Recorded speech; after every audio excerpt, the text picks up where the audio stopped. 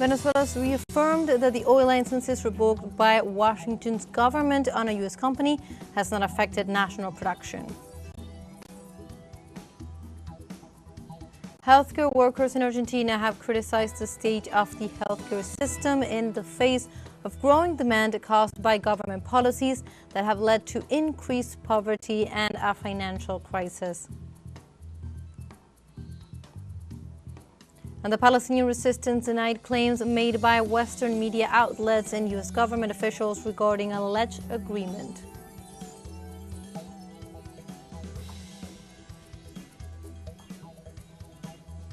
Hello and welcome to From the South. My name is Belén de los Santos. I'm from the teleSUR studios in Havana, Cuba. We begin with the news.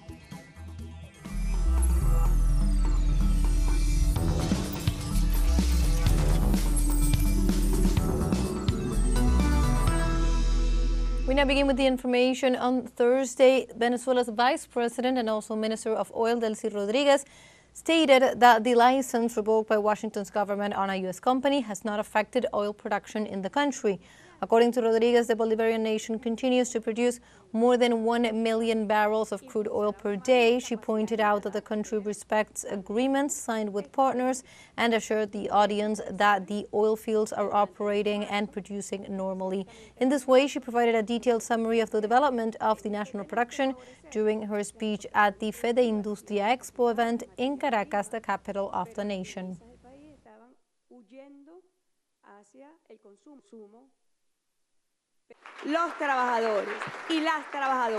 The workers of PDVSA maintain their production plan despite the fact that both PDVSA and Partner B are victims of unilateral coercive measures.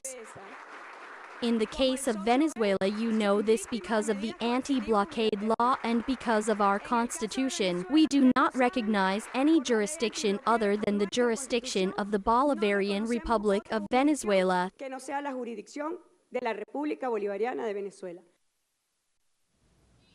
And while in other cities of Latin America, the popular self-built neighborhoods are expelled and destroyed, in Venezuela, they consolidate our spaces of resistance. Let's see more in the following report. In the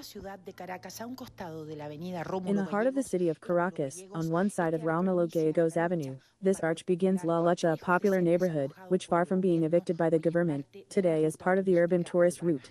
Well, with the struggle of the people of the town, the few neighbors that were there, I understand, because when I was born it was already there, not like that, but it was already done. With self-construction? Yes, self-construction. Each one built his own. Some put their things of zinc, others of cardboard, others of wood, and so on. In the 1950s, dozens of families settled here, like thousands of neighborhoods throughout Latin America. Among others, my father was one of those who arrived, and well, everyone built their own little house, you know, but by the end, look at what we have achieved. There are some beautiful houses here. And alternating with businesses, warehouses and popular enterprises that visitors can visit on their own or together with the street leaders who organize the neighbors. We are already having the title of the lands, thanks to our revolution, because it is really thanks to the revolution that we have been receiving all these things, all these beautiful benefits.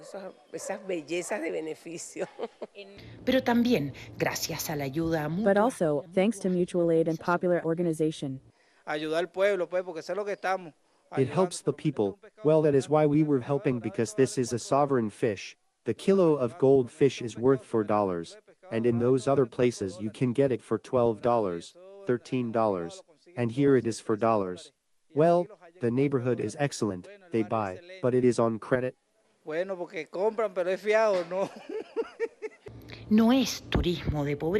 Is not poverty tourism, is knowing how the Venezuelan people are resisting. It has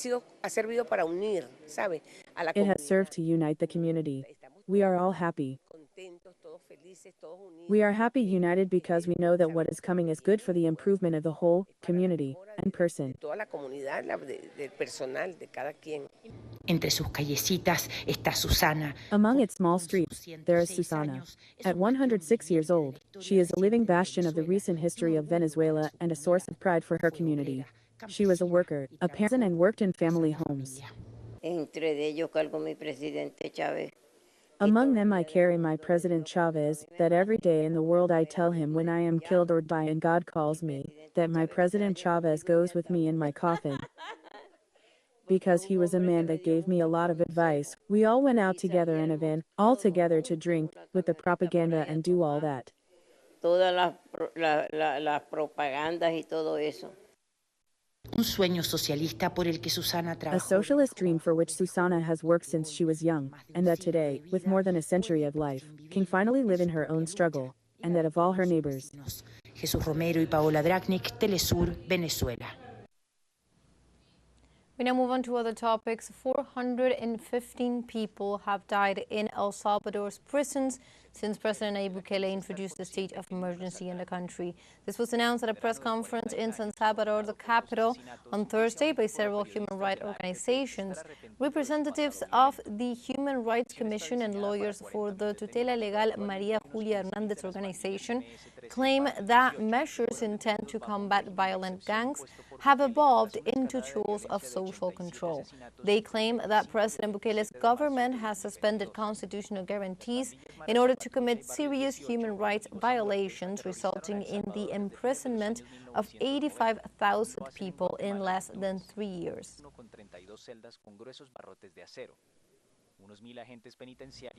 Now I have a short break coming up, but first remember you can join us on TikTok at teleSUR English, where you will find news in different formats, news updates and much more. We'll be right back. Stay with us.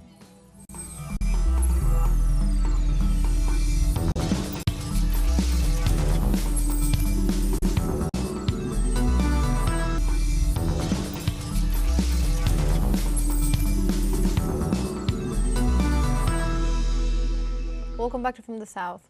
Healthcare workers in Argentina have criticized the state of the healthcare system in the face of growing demand caused by government policies that have led to increased poverty and a financial crisis.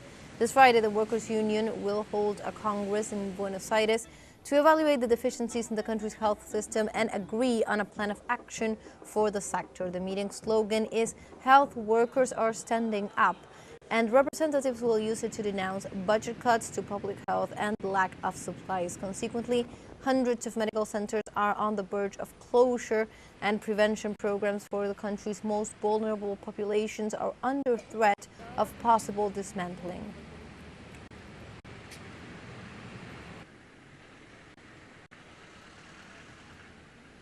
And amidst the repression carried out by the Panamanian executive in the country in an attempt to contain the widespread protests across the nation, the violent arrest of leaders continue. Indigenous leaders Lucrecia Caizamo and Enelda Salazar, who represent the Emberá and Wonan collective lands, were violently detained by the National Border Service. The agency had also issued arrest warrants for Elibardo Mambache and Isaías Caizamo, who joined the protest initiated on April 23rd by trade unions, students, and various civil society organizations.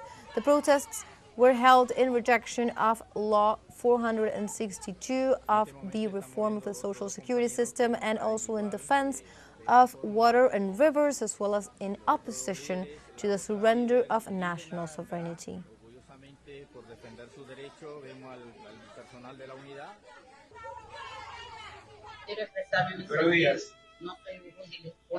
I want to express my feelings. I am not a criminal. They only have me here for defending my country, my rights, as an indigenous woman. We are fighting for our children, for the future of tomorrow, because we do not agree with Law 462. We go now to Cuba's President Miguel Díaz-Canel confirmed that energy recovery in the island is a top priority. During his podcast from the presidency, the Cuban president emphasized the importance of operating the national electric power system, given that the economy has ground to a halt. He also explained that demand had grown considerably in May compared to March in both the mornings and afternoons. Díaz-Canel dismissed false reports about the electricity situation, referring to the deactivation of 2 thermoelectric power plants for 18 months.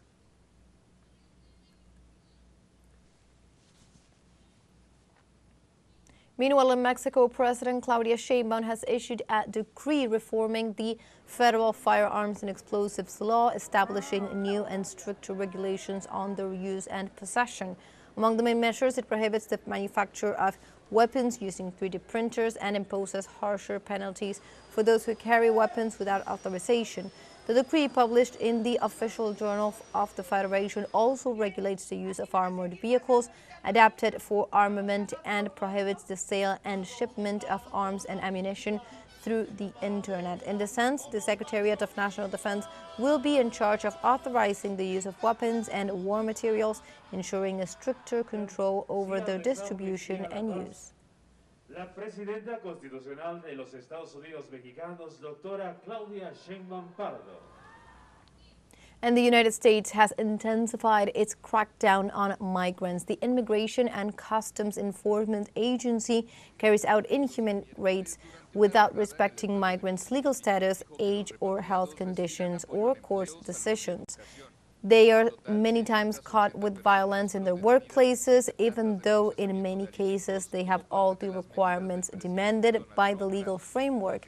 Even in the courts where they are confident of their legal standing, they may be arrested. Stephen Miller, the so-called border czar, and Kristi Noem, the Secretary of Homeland Security, have increased the deportation quota to 3,000 people a day. They assured that they would not only fortify the border, but also, in their words, clean up their territory, even though this means dismembering entire families and violating rights and guarantees.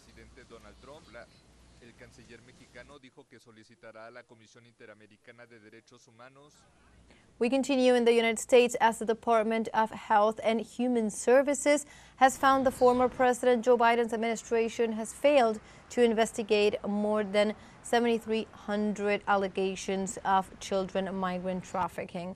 The figure was determined after agency officials submitted for analysis more than 65,000 reports on unaccompanied migrant minors that were left over from Biden's administration. Investigations began last February, and since then, over 18,000 cases have been processed. However, in addition to the over 7,300 reports of trafficking, 1,688 have yet to be examined regarding possible fraudulent sponsors in the reception of children, and another 46,311 with leads on beneficiaries, staff, and the unaccompanied minors themselves.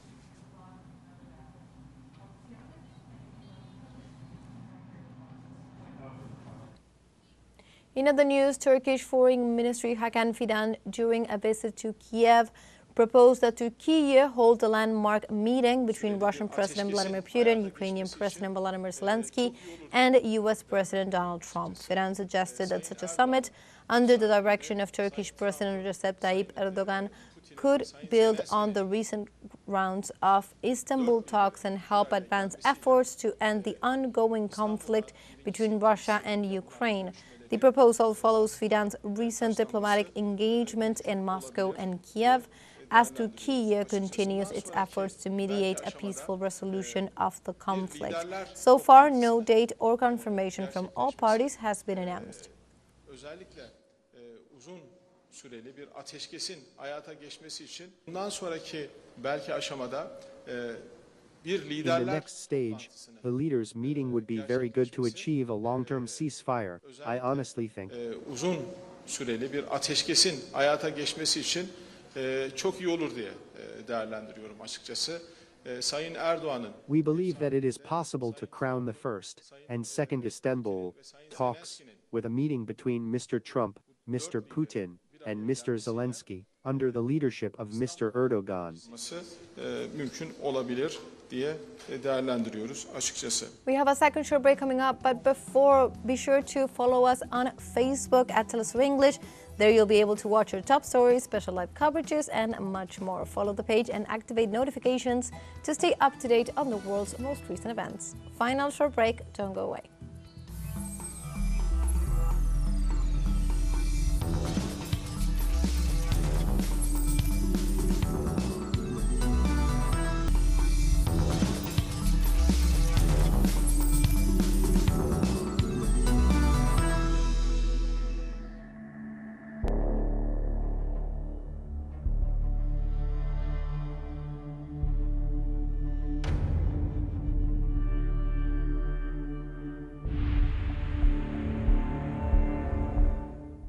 Welcome back to From the South. We continue with more information.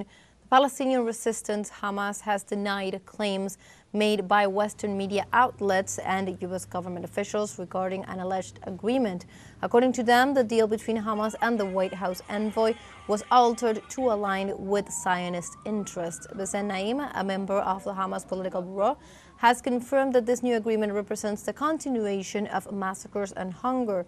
The proposal, which is still being analyzed by the group, represents, in their words, a complete reversal of the discussions held with Stephen Witkoff at the beginning of the week. Naim asserts that the new document fails to address any of the fundamental demands of the Palestinian people. Nevertheless, he confirms that Hamas is reviewing this new plan with full national responsibility.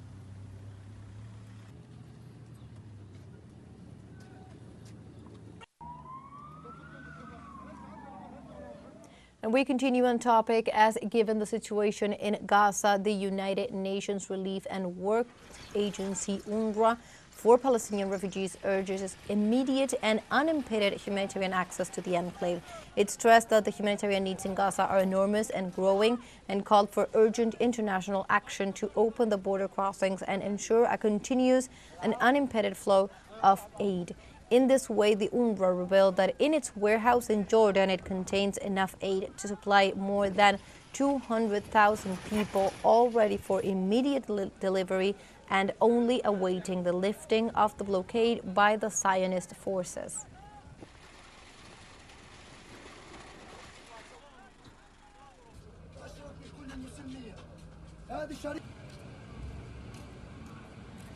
To the situation.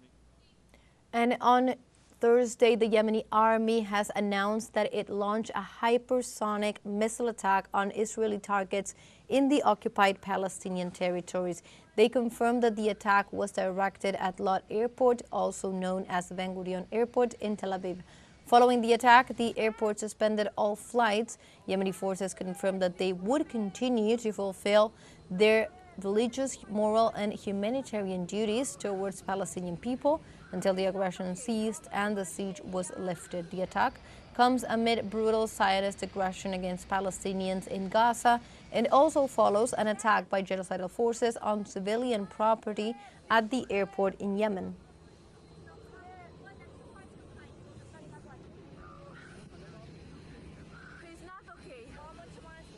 Meanwhile, also on Thursday, the government of Italy announced its willingness to take in the only survivor son of Dr. Ala Najjar, a Palestinian pediatrician who lost 9 children to Zionist attacks. The Italian Ministry of Foreign Affairs issued a statement expressing its commitment to transfer the 11-year-old boy who is in serious condition in a hospital in Khan Yunis. The Italian authorities underlined their respect for the will of the child's mother and her relatives and assured that they would be closely monitoring the case, which has caused a profound impact around the world as it reflects the brutality of the war of extermination waged by Zionism against Palestinian women and children. Su ejército sigue mientras expertos internacionales han advertido de la inminente hambruna. And we now move on to other topics. In China, representatives from over 60 countries have participated in the signing ceremony of the agreement for the creation of the International Court of Mediation. The event was presided over by Chinese Foreign Minister Wang Yi and attended by nearly 20 international organizations, including the United Nations. According to the Foreign Ministry of the Asian giant, after joint efforts, the negotiation of the founding treaty were concluded and the nations agreed to locate the headquarters of the institution in Hong Kong. The new court is the first intergovernmental legal body dedicated exclusively to resolving international disputes through mediation, aiming to promote the principles of the United Nations Charter and strengthen multilateral mechanisms for the peaceful settlement of disputes. Thank you. 下面请柬埔寨。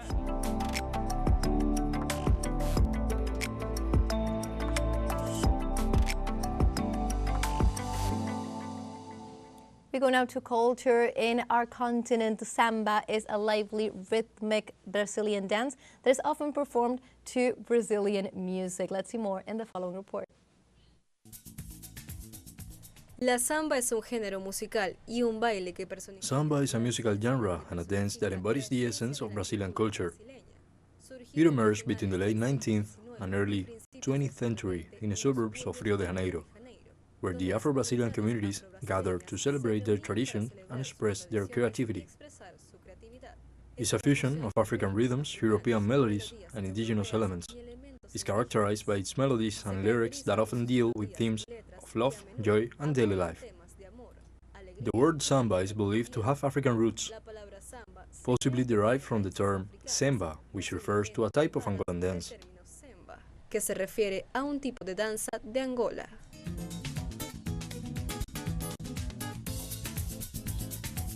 Como danza, se caracteriza por sus movimientos enérgicos. As a dance, it is characterized by its energetic movements, which often include sliding steps, turns, and undulating hip movements.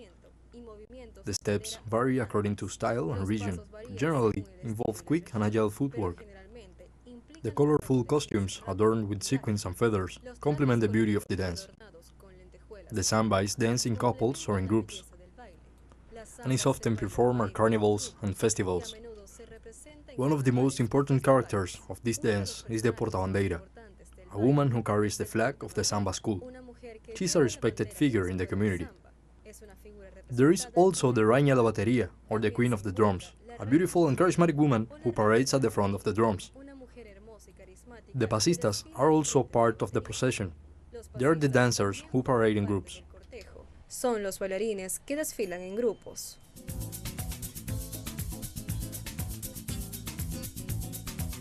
En cuanto a la música, la samba se distingue por... As for the music, the samba is distinguished by its syncopated rhythms.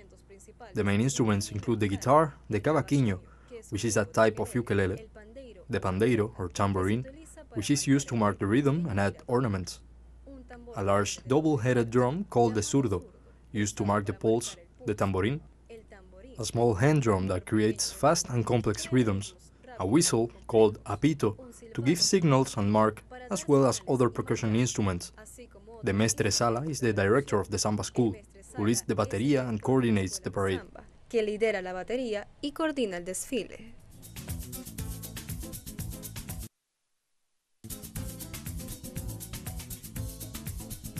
And like this, we have come to the end of this news brief. You can find these and many other stories on our website at telesurenglish.net.